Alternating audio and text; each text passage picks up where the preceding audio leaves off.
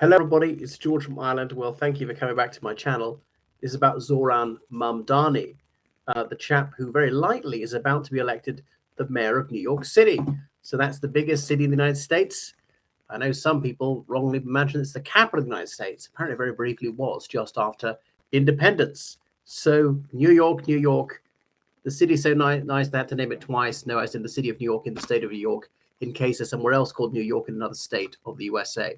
So Mr. Mamdani, he is 34 years old, and so he will make waves in several ways. Partly being the most left-wing mayor of a major city in the United States. Another fact is he will be the first mayor of Asian descent of New York City, the first Muslim to be mayor of New York City. They've all been Christians so far, except one who was Jewish, was Michael Bloomberg. Is that it? And other thing is, think I'm correctly saying, the first one who wasn't born in the United States.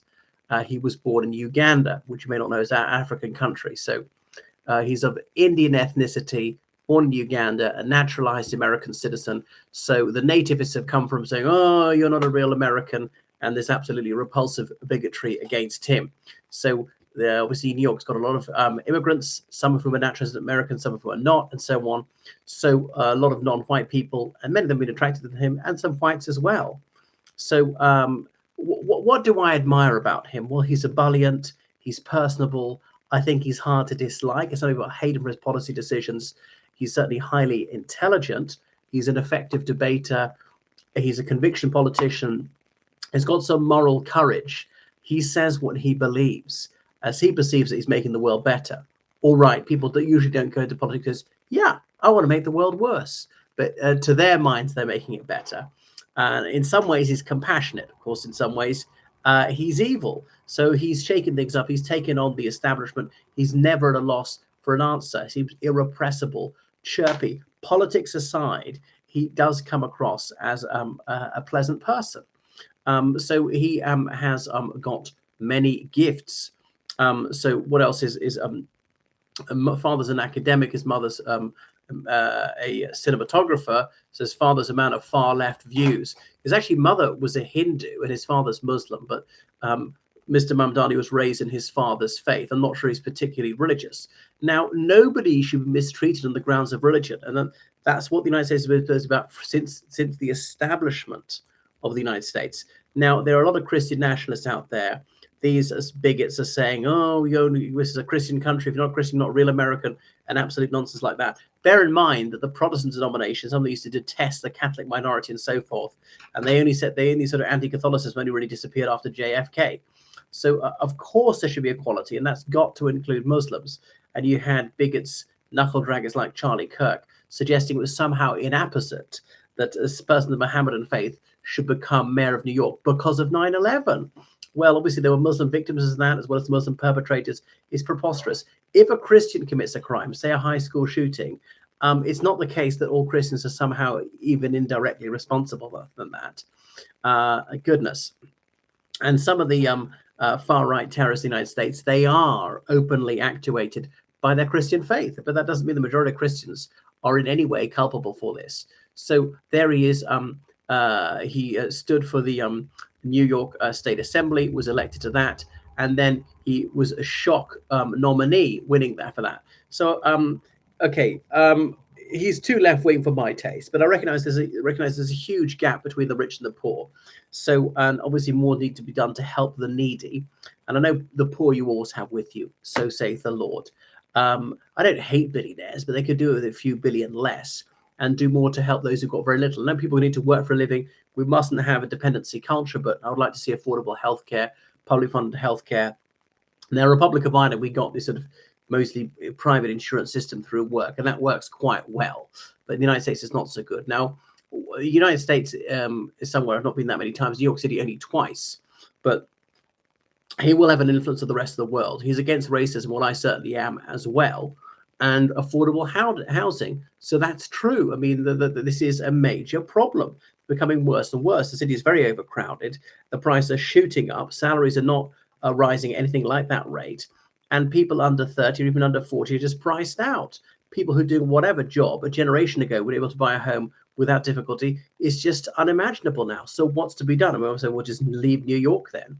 But there are people that society can't do without, who are never going to be paid high salaries, like teachers and nurses and so on.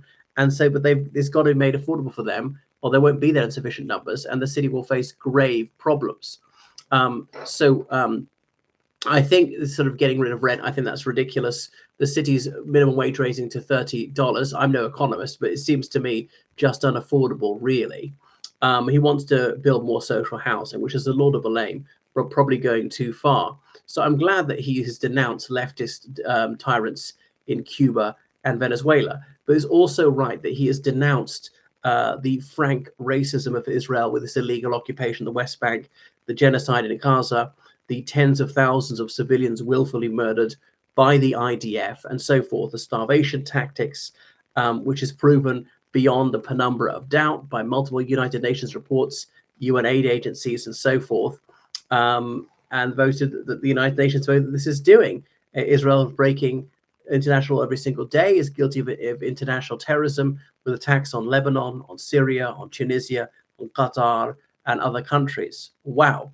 And so it takes guts to denounce this. He could be murdered by Zionists for having done that.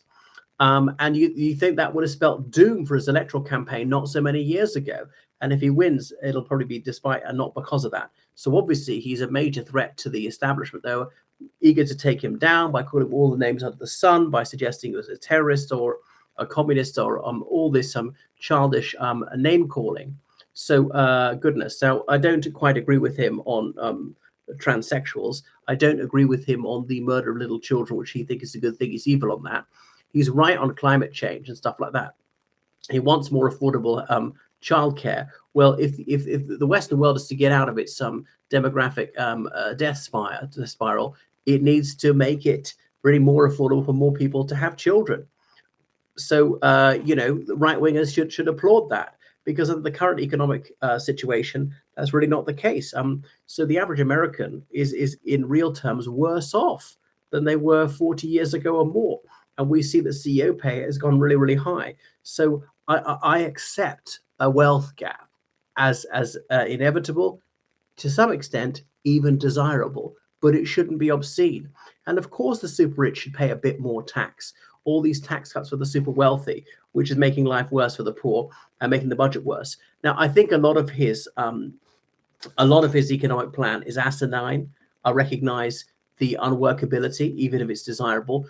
It will earn the hostility of Donald Trump. He'll put, troops on the streets. They'll probably cut federal funding to New York. In some ways, they'll make it worse. His anti-police attitude, I think, will probably increase crime. So it might be bad news. It'll also a gift to the Republicans to say, see how the loony left ruined New York. We can't allow this to happen. He's reversing what Giuliani achieved in the 90s. And Giuliani is an evil bastard in many ways, supporting atrocities against the Palestinians and the mass murder of little children in the United States. Anyway, Zohran Mamdani, he's going to win. He's going to win by about 10 percentage points. Basically, all opinion polls are on that. Partly, had good opponents as Andrew Cuomo, the guy who got in trouble for sexual harassment. Okay, he did something wrong. That was several years ago. Could he never be forgiven? This is ridiculous. And that rather dislikable Republican chap. So I suspect to be a one-term mayor. We'll see. Zohran Mamdani. Goodbye.